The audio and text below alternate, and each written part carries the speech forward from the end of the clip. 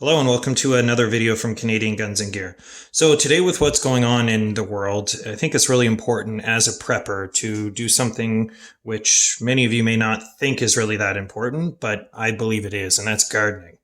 Now, we're not talking about gardening flowers or anything like that. We're talking about vegetable gardening and gardening things that you can actually eat. And this is a good way, not only in times like these, but in regular times, even to help supplement and save a little bit of money if you do things the right way. Now, I'm in no way an expert gardener. I'm more of a beginner, but I figured I'd share with you what I'm going to be doing this year and kind of take you through the process so maybe you can get some ideas and start your own garden. So before we begin doing our garden, the first thing we're going to have to do is gather up some of the supplies we're going to need. So the first thing you want to do is actually find some seeds. Now, you should be able to buy these locally. And what you're going to want to do is look for any of the heirloom seeds because they allow you to reuse the seeds every year. And they're a more pure breed of actual, either whether it be a fruit or a vegetable. So right here I have some zucchini seeds. Now, you may want to choose what you have in your local area, what grows well for you. So depending on your climate, that can make a difference. So I would definitely recommend doing some research and seeing what grows well in your area. For me, zucchini grows well around here, and it's a very healthy and very resilient growing plant, and they grow really well around here. So that's why I'm going to be planting some of these today. Now, on the back of every seed pouch here, you should be able to see the different information about how to actually start planting. You've got your depth, how long it takes to sprout, your spacing, and then all that information and how long it actually takes to fully mature. So this one is 52 days. Now, the next thing you're going to need is some sort of soil. Some sort of potting soil, kind of rich soil, is going to be really good for starting plants off. You can see that this has some fertilizer mixed in with it. Now, this is some stuff I purchased a previous year, and I'm just reusing it. And you're going to want to make sure the soil is nice and moist and ready to go. And of course, the next thing is you're going to need something to actually plant your seeds in to start them. Now, with these, they do recommend starting them indoors, so that's what I'm going to do. If you have other seeds, such as things like carrots and stuff like that, those can be planted right in the earth and just follow the directions. But normally it's after the risk of the last frost. You can actually start putting those into the actual soil outside. Now, a good idea is if you don't have something like this, you can always use even a paper cup or something like that. Just poke some holes in the bottom. These are ones I'm reusing.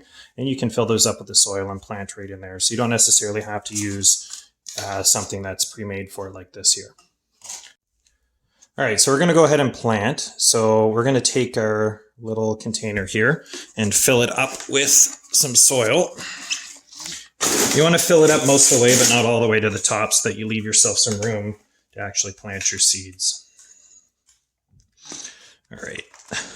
And you don't want to pack it down or anything. You want it to be nice and loose. So we'll make a little spot there. And these ones here for the zucchini say they want to be planted about 1 inch deep. So we're going to go ahead and grab ourselves some seeds and go ahead and plant those in. So this is what the seeds look like here, kind of similar to a pumpkin seed or something like that, or squash seed. And we're going to stick those, make two little holes, so they're about 1 inch deep, and then cover it up with some soil. All right. And again, you don't want to pack it down because it's going to make it hard for the actual, once it starts sprouting, to make its way up to the top. So just nice and loose there, cover it up so it has some soil over top. And we've got that done now. Now, another thing I would recommend is go ahead and get yourself some sort of a permanent marker.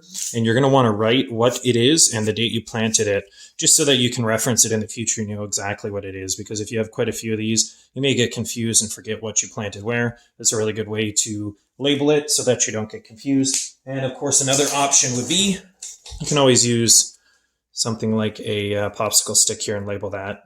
And then you can stick it in like so, just to identify it. So we're going to head downstairs and I'll show you what I've got set up for a little seedling area and what lights I'm going to use to start things indoors. So my house has this crawl space area, and this is the area that I've chosen to actually put all my stuff that I'm starting indoors to allow it to seed. Now, the great thing about this area is it's not too hot and it's not too cold. It kind of maintains the temperature nicely. There's a small little window for allowing a little light in. And it's perfect because I've got a little light set up here. And I went ahead and purchased this actual grow light. So that's this one here, and I have a second light here. But that's going to allow me to actually put light on it once they start sprouting up, and it'll keep them growing. And of course, you're going to want to water them depending on what it is, the right amount. You can look that up online, but make sure you keep the soil moist to allow them to grow, but don't overwater it. So if you're looking for something similar with regards to this grow light here, I'm going to go ahead and add some links into the description where you can pick them up on Amazon. You can get one of these either on Amazon or try finding one locally. And you can kind of make your own little setup here with some sort of a spare lamp or light stand and just kind of put it over top. And I'll try to add some other links for gardening supplies and seeds and stuff in the description. So now you can see all the different stuff I've put so far. Again, I've labeled everything and put it all here nicely. And we're going to see how this does this year. I'll probably do an update video and show you what it looks like in a couple weeks. And then hopefully once we get it outside and actually start planting it into the garden, we'll go ahead and do a video there, as well as show you the other stuff we're going to be planting this year. And hopefully most of this does well this year, but we'll see. Anyway, thanks for watching. If you liked the video, give it a thumbs up, and hopefully you can start your own garden and get a little bit more prepared. Thanks for watching. Canadian Guns and Gear.